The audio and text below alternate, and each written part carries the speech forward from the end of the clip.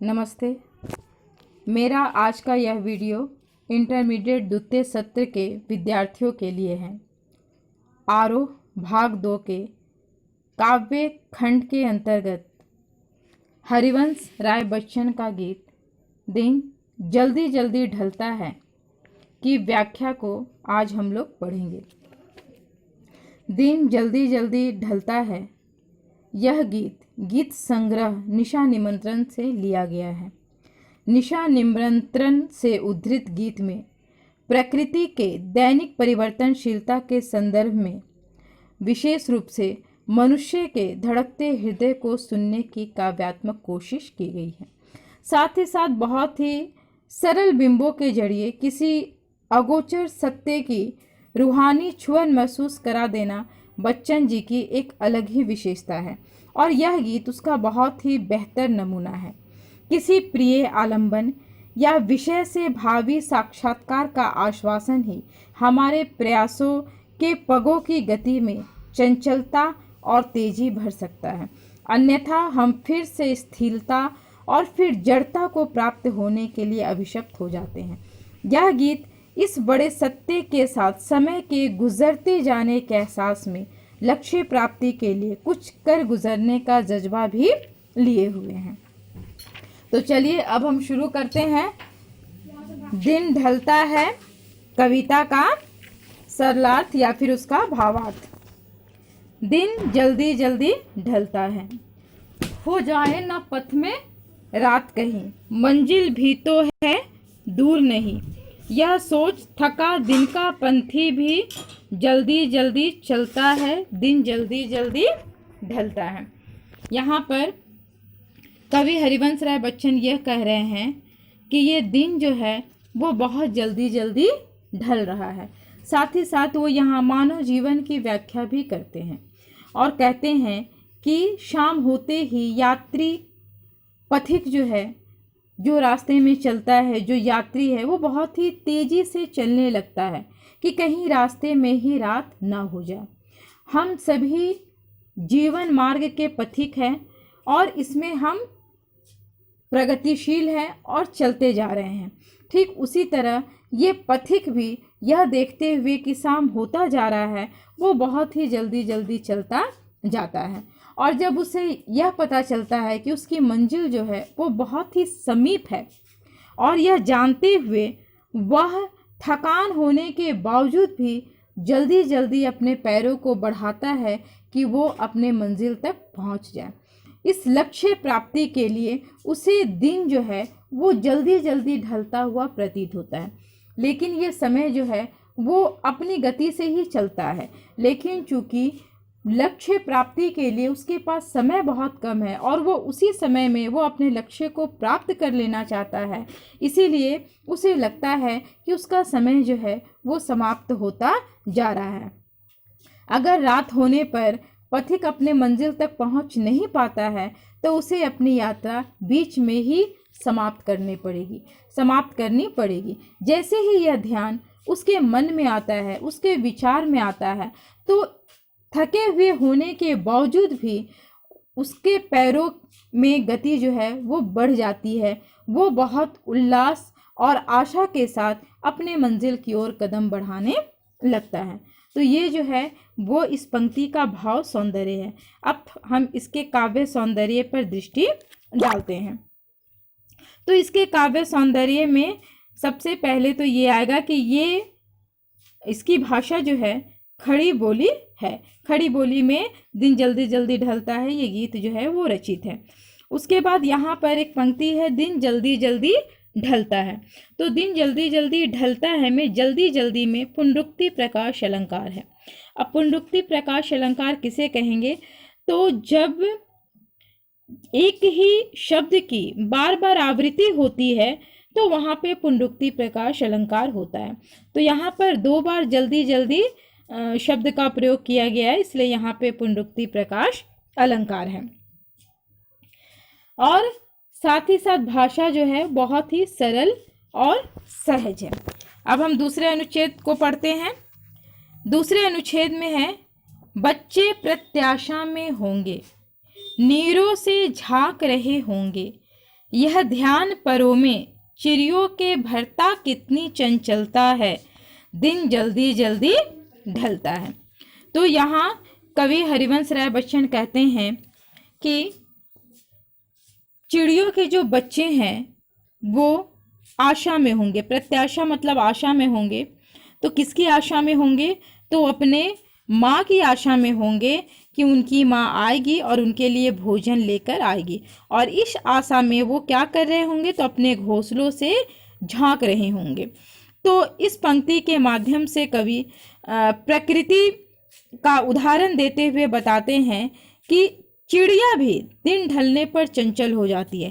केवल मनुष्य ही नहीं बल्कि पशु पक्षी भी जैसे ही दिन ढलते हैं तो वो चंचल हो उठते हैं। सभी आप लोग देखते होंगे कि जितने भी पशु पक्षी हैं शाम होने पर वो अपने अपने घरों की ओर लौटने लगते हैं। जो गाय हैं, भैंस है, दिन भर वो चारागाह में चरते हैं, लेकिन जैसे ही शाम होती है वो अपने घरों को लौटने लगते हैं। चिड़िया, पक्षी भी सभी अपने घोंसलों में लौटने लगते हैं। तो ये चिड़िया भी जल्द से जल्द अपने बच्चों के पास, अपने घोंसलों में पहुंचना जाती है। उसे जैसे ही यह ध्यान आता है कि उसके बच्चे जो है भोजन की आशा में घोंसलों से बाहर झांक रहे होंगे, और यह ध्यान जैसे ही उसके दिमाग में आता है उसके पंखों में तेजी आ जाती है और वो जल्दी जल्दी अपने घोंसलों में पहुंच जाना चाहती है। क्यों? क्योंकि यह दिन जो है वो बहुत ही जल्दी जल्दी समाप्त हो रहा है, जल्दी जल्दी शाम हो रही है, इसलिए वो जल्दी जल्दी अपने घरों को लौट जाना चाहती है। तो यहाँ चिड़िया के माध्यम से यह बताने का प्रयास किया गया है कि सभी लोग शाम होते ही अपने अपने मंजिल तक पहुंच जाना चाहते हैं। तो यहाँ चिड़ियों की मंजिल है कि वो अपने बच्चों के पास पहुंच जाए, तो इस आशा में वो जल्दी जल्दी अपने पैरों को बढ़ाती है।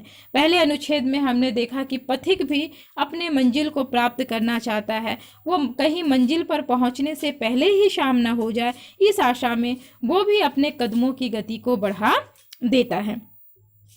तो इसके भावार्थ हमने देख लिया। अब इसका जो शिल्प सौंदर्य है वो क्या है कि इसमें भी वही है कि खड़ी बोली का प्रयोग किया गया है, और साथ ही साथ इस काव्यांश में कवि ये कह रहे हैं कि वात्सल्य भाव जो होता है वो केवल मनुष्य में नहीं बल्कि सभी पशु पक्षियों में भी पाया जाता है।